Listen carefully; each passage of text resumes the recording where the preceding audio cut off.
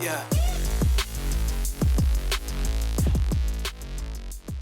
Hello, everyone, and welcome to the inaugural episode of Chippewa Chalk Talk on Powell Sports Media. I'm your host, David Powell, and today we're talking Central Michigan women's basketball.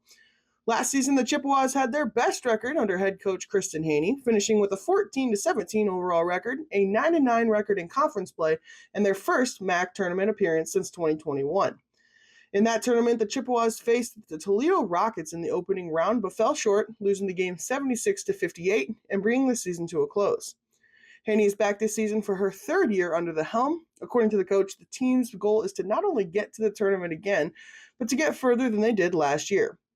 The Chippewas were able to bring back 8 of their players from last season, led by former freshman of the year Maddie Morrison and seniors Demetria Pruitt and Taylor Anderson.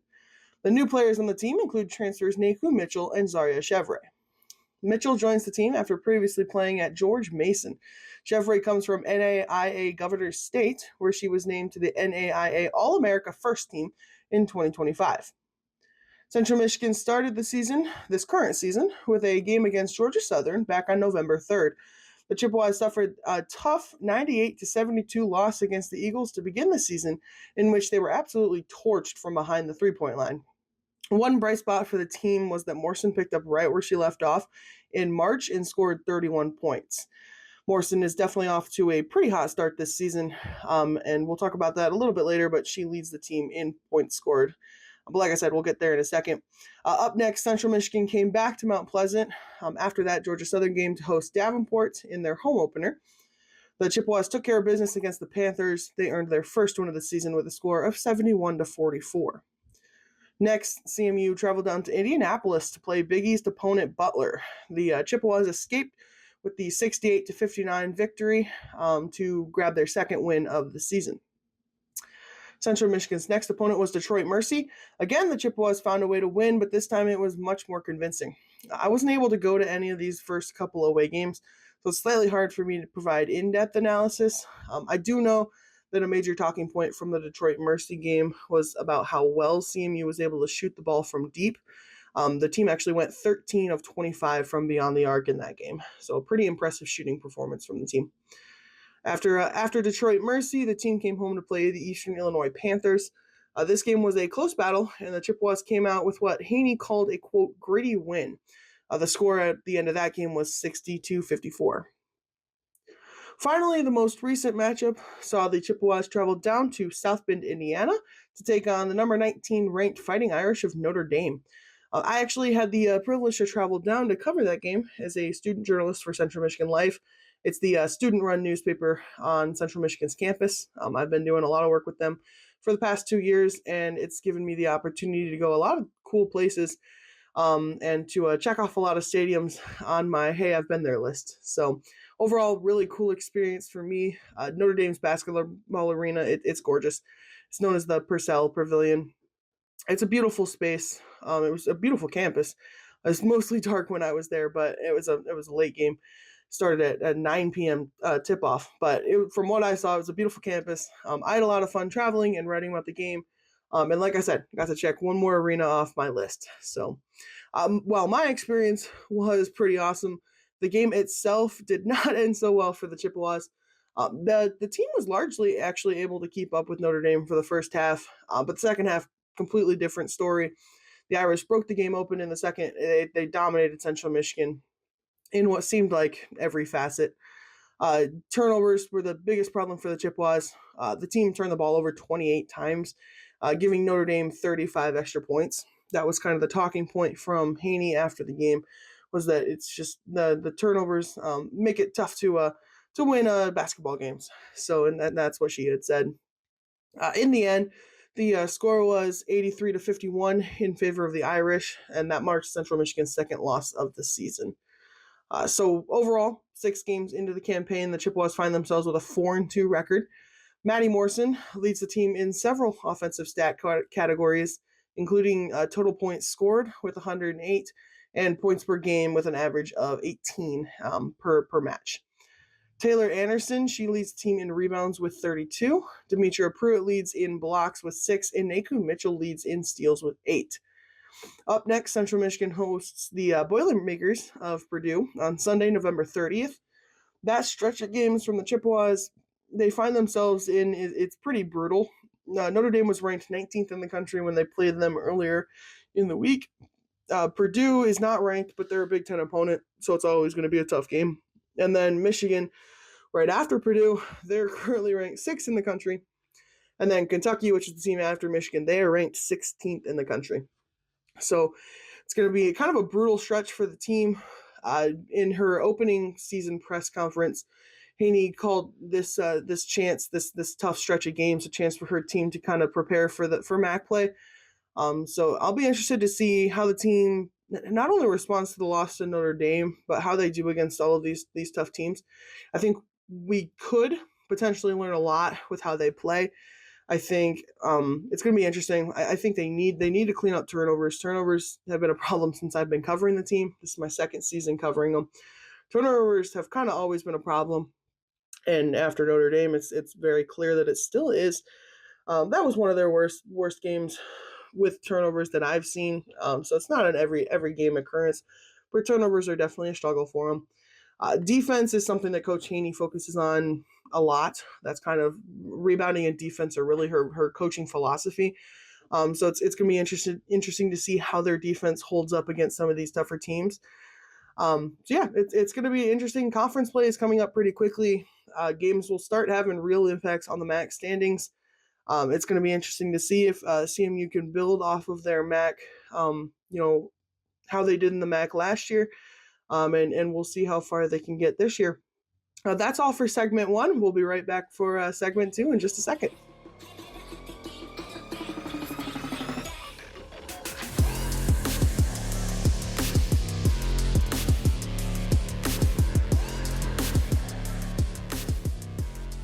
Welcome back to the show. With me today for the guest segment, I have a member of the basketball team, junior guard Mayla Ham from Detroit, Michigan. Mayla, how are you doing today? I'm good, David. How are you? I'm good. Ready for Thanksgiving break? Yes. Mayla, before we talk about how you think the team is doing, I wanted to just kind of take a chance to get to know you a little bit better. Right. I know we've had class and we've talked a little bit, but I just kind of wanted to get to know you a little bit better. Firstly, I'm just curious, how did you get into the sport of basketball? So that's actually a crazy question because I used to be a gymnast when I was younger. Obviously, I feel like when I was younger, your parents put you in like every type of sport that there is. So, like I played t-ball, soccer, gymnast, but I was really good at gymnastics. But obviously I got too tall, so I was just like, okay, basketball. Like this is really competitive. In the school that I was going to, they had the Saturday league. So all the middle schoolers, like elementary schoolers, would play against other elementary and middle schoolers. So I was like, oh my God, this is so fun. Like, it's really competitive. Like, I want to stick with it. I want to keep doing it. And then, I just got trainers, start practicing on it a little bit more. And it just got really fun to me. So I just kept doing it. Why do you say you love the sport so much? What kind of makes you tick with the game of basketball? I would say I really love the sport a lot just because, like, the fire that it lights under you, like, all the things that come with it, like, you can't just wake up one day and say, like, I'm going to be good. Like, you actually have to put work in. So, like, I feel like it teaches you, like, balance and, like, things that it can help you in your everyday life. Just, like, being motivated as, like, a person, like, outside of basketball, in basketball, just, like, working hard for everything you get. Like, nothing has to be handed to you. You have to work for it. So, I feel like, and then just it being, like, very competitive. I feel like I'm a very competitive person. So, like, me always wanting to compete, like, that helps a lot, too, with playing basketball. So, I feel like that's really why I love it. It helps me in my everyday life, not just in the sport. Yeah. So after you played high school ball, right? What you just said. Then you chose to go to Georgetown, right? Yes, I did. Can you talk about kind of what your experience was like at that school? If you want to. I know that's always kind of a funny question because sometimes people have bad experiences at these schools. So and that's very valid. So nobody's ever really asked me about my experience, but like I think it was my freshman year. The coach that I committed to, he had got fired. So, like, I was already going to the school with, like, a coaching staff that I really didn't even know. And so, like, he got fired, obviously, and then they hired a new coach, and then she passed away in October due to breast cancer. So the associate head coach that she hired, he eventually stepped up, and, like, he was the coach. So I just feel like I didn't really have that good of experience at Georgetown because I was in 1-for-1. I was the only freshman on my team as well. So like that really like took away like a lot of the fun that I had for the game. But I feel like me transferring like that and coming to Central, that helped me bring that fun back, that confidence back. So yeah, I feel like that's really like how my experience was like my first year of college for sure. And you led into my next question perfectly. You transferred to Central Michigan last year. Why CMU? What stood out? So I'm gonna be completely honest. I was going to come to CMU out of high school. I was going to come to CMU out of high school, but obviously, things change, plans change, routes change, and I just felt like obviously transferring here last year, just like I feel like it was the best move. Like I really like the coaching staff, all of them have been through it. Like, they're all pros, they all play professional basketball, all had great college careers. So it's like, why not want to be coached by these people? Like, why not want to be around these people? Other than that, like they're great people. Like Coach Kristen, she's a great person, like a great human being on and off the court. So like just wanting to be around her and like learning from her and like, her critiquing you, just like it helps you every single day. So I feel like that's really like one of the main reasons why I wanted to come here. And like obviously it's closer to home, so like I can have an opportunity to go home and see my family whenever too. So yeah, I really love it here. I feel like it's a great environment to be in, a great like fan base. The community is great. Like yeah, everything. Like even you guys, like Seamish, like all. I feel like y'all all play a part in like our success. We try, and we love your team on campus. Yeah. So it's been awesome. I kind of just, is there anything else you want to say about kind of your relationship with the coaching staff? I mean, everybody I've talked to on the team loves the coaching staff. Yeah. So I mean, kind of what are they like? How do they help you, build yourself as a person and a basketball player? Okay. So I would say for one, so I'll start off with like Renna. Like Renna, she's new this year. She's a player development coach / assistant coach. But like that's the one like I work out with the most, and she's also my life coach. So like I really love her. Like one thing about her, like she's gonna get on your head, like whatever. She gonna get on your head. She's gonna make sure you stand on the right track, doing all the right things, and like she's also a good person to work out with. Like I'd be tired as ever after I work out with her, but like I know like she's getting me better, and it's all out of love. And obviously, it's like if you're not tired, you're not working hard. So I really like her. Even like the new coaching staff, like the new coach that they brought in too, Jordan Walker. I really like her too. She's a really good person, good coach. Like on and off the court, helps you off the court, helps you on the court like that.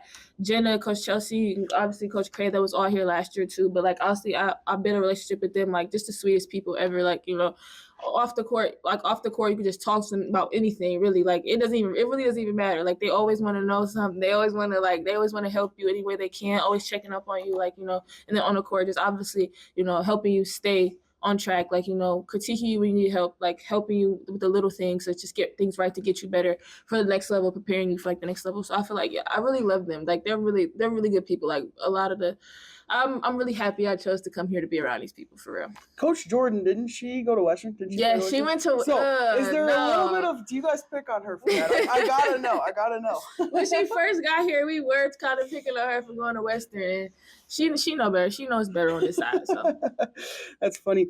What about and this is the same thing. I've talked to your other teammates about this too. Mm-hmm. What's your relationship like with your teammates?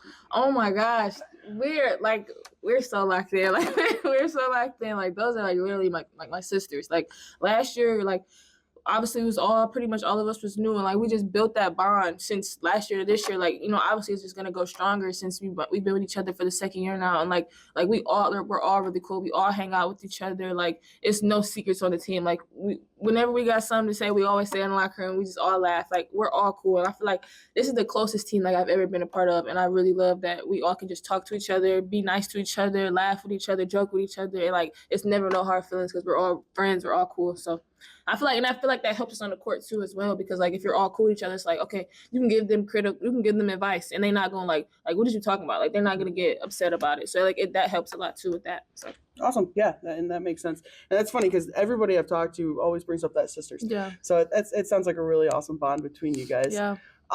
Last thing before we start talking about like the current season, what would you say is your favorite part about being a Chippewa? If you had to pick one. Loaded question, but. My favorite part about being a Chippewa. You've already explained a lot. I know, I explained a lot. I would say though, like for sure, because I definitely want to bring this up, is like the community. Like that's probably my favorite part. Like everybody is so supportive. Like everybody, like even like we have donors, like they'll just come to you. They already know your name. They already know like a lot of stuff about you. Like you know, you can't find that everywhere. Like we have people that come like to sit in our practices, and like we say hi to them every single day. Like, you know, like just the support. Our practices are early, like 7 a.m. and they still come in at 7 a.m. So like I feel like the community, the support from everybody is my favorite part, because you just don't find that everywhere. Yeah, that's awesome. Focusing more on the specifics of the current season, first off, you're redshirting, Yes, correct? yes. Can you talk about what went into that decision? I don't know how much you're allowed to talk about. Oh yeah, no, I can talk about it. I got you. I'm just curious. So pretty much just wanted me, like what made me want to go into that decision was, for one, right now my ankle's hurt. So like I haven't been practicing or anything. Like I found out I had a stress reaction in my ankle. So I've been out for like the past like month really. So like that was one of the things that really went into it. And then also like I just wanted to get like a year back to like really focus on myself and like get closer with God. I've been on like my spiritual journey too. So like I've been trying to get closer with God and just trying to like find my path and stuff like that. And also like I want to play overseas after my college career is over. So just having that, getting that year back, you know, and obviously, you know, like not hurting myself but helping myself more by just taking a year off, like just stepping back and, you know, just like supporting my teammates in any type of way I can. It was just like really what influenced that. And I feel like it's going to help me in the long run, you know, but yeah, that was really what helped. So you mentioned your faith journey. Yes. I am also a Christian. I don't know what denomination you fall into, but do you want to talk a little bit about that? I mean, kind of, go ahead and explain that, what it means to you. Yeah, it means a lot to me, really. I'm really glad that I was able to like to step into this journey of my faith. In at the end of August, I'm pretty sure it's August 30th. I just can't remember the day, but it was August 30th. I'm more than likely sure. I got baptized, and I just feel like that was like the turning point. It was like, dang, like, you know, like I really like I want to step into my faith. Like I went to church, you know, I just reached out to the pastor, like I really want to get closer to God. Like I really like what steps do I have to take. And so like the pastor, she does Bible study with me like every week. So we do it once a week, and like it just helps me. Obviously I do it by myself too, but like it helps me a lot in my faith journey, and like, you know, just understanding like how to live for him. And like, you know, like even when I playing through him, like, you know, see it, everybody that I'm playing for him, like, you know, like not everything is so stressful, like, you know, trying to be in like that happy place instead of being so stressed out all the time, like knowing like I got God and like my faith is like will never change. And so that's what really helped me, and like what's really helping me succeed right now and like in life right now is like, you know, like I have God, I have that faith, like I don't need to be stressed out, I don't need to be anxious, like God will provide. And so like, yeah, I feel like it's been helping me a lot. It's making me happier, it's making me like more content in life. And yeah, I'm very happy right now in this state of my life. That's awesome. That's really inspirational for me to hear. Yeah. It's always fun to meet fellow believers. Yes. So kind of again focusing back on the season, keep getting off track. How do you think, 6 games into the season now? Right. How do you think the team is doing? Kind of what's your outlook on the team right now? I feel like our team is doing really well, actually. Like I feel like our biggest key right now is defense. Like, you know, like I feel like we're a really good defensive team. When everybody is in doing the right things, like everybody's staying and doing their job, being on low eye, being in the gap and stuff like that. And it's obviously following our coach's scouting report. But I feel like our team is actually very well boxing out, rebounding. Like those are our biggest main focus in practice every single day too, is boxing out, rebounding, and defending. Like, you know, shots are going to fall. We're going to get those shots. But like if we defend, that's how we're going to win games. So like I feel like that's what's been helping us being on our winning streak and helping us win games now is just defending and, you know, listening to our coaches and following our scouting report. So yeah, and that's been Kristen's philosophy since she got here, as far as I know. That and rebounding. Specifically about, so we just got done with Notre Dame, right? How do you think? What did you see from that game that you think the team can, you know, take on to the next games? Because I know Kristen came into at the opening press conference. She said, "Hey, this stretch of games." Is going to be really difficult. It's going to help you guys prepare for the back. What do you think you guys took from Notre Dame that you can apply to the next couple of games? Right. For sure. I definitely think that this game, we got so much better. Like Notre Dame, we got so much better. Like even the coaches said it in the locker room after the game. Like, you know, like we defended the whole 40 minutes. Like we never gave up. Like, you know, like they have one of the best players in the country, if not the best player in the country, on their team. And so like, and we defended her. Like, you know, like half of our shots came from, you know, steals or in transition. So like, I feel like that helped us a lot too. Like we defended the whole time. Everybody did their job. We all boxed out.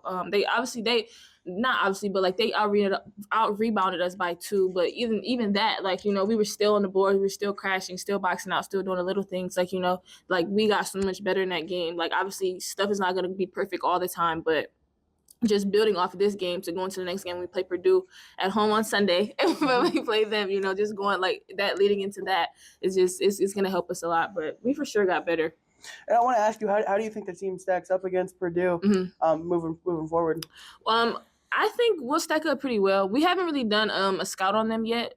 We had these past 2 days off, but I think that we'll scout up very well. I feel like we all trust in our coaches and our teammates, and like if we just keep playing how we've been playing, I feel like it's going to be a good game and we're going to win regardless. But I just feel like it'll be a good game. Obviously, I'm pretty sure they have good guards, good Big Ten guards. But other than that, we just defend, rebound how we've been doing. Like we'll be straight for sure. Mm-hmm. Kind of the last thing I wanted to ask you about, from your position redshirting this year, what can you do to most help the team? Kind of what are you focusing on to kind of help from your position right now? Right.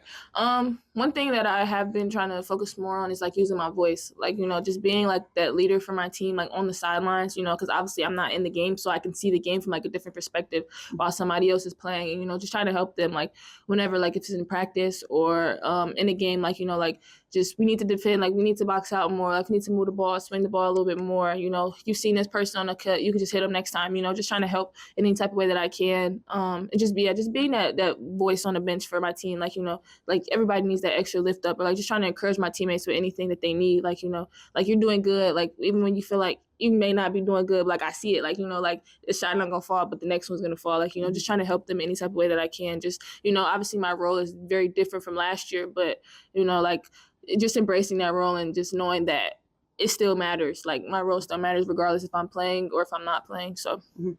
Yeah, that's awesome. Well, that's all I got for you. Thank you so much for doing this with me. Of course. I really appreciate it. And thank you, everyone, for listening. And we'll see you next time. Thank you. Yeah.